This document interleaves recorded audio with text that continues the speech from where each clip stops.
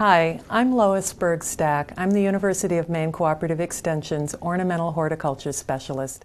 My colleagues, Dr. Mary Rumfo and Donglin Zhang, and I form the main team of the New England Invasive Plant Center. The New England Invasive Plant Center provides a mechanism for us to work with colleagues at University of Connecticut to address invasive plant problems that are common throughout New England and that really need to be addressed through good research and outreach programs. We've worked on a lot of programs, but today I want to focus on just 3 of them. The first one addresses our need to maintain the integrity of New England's landscape. Dr. Donglin Zhang, who's a professor of horticulture, is in charge of this part of our project, and he's looking at a number of native plants that can be used as replacements for exotic invasive plants that are sometimes used in our landscapes. He's developing a collection of native plants in the Littlefield Gardens here at UMaine and assessing them for their value within the landscape. Our second project addresses our need to understand why invasive species can be so successful and how we can use that information to manage them. This project is being coordinated by Dr. Mary Rumfo, who's a professor of biochemistry and molecular biology, and Mary and her graduate student Vanessa Coates are working on Japanese barberry, which is a common landscape plant that has become invasive in Maine places such as Wells Reserve and Acadia National Park.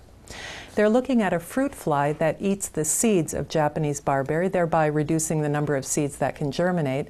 And they're also looking at the fungi, bacteria, and other microorganisms that live among the roots of Japanese barberry.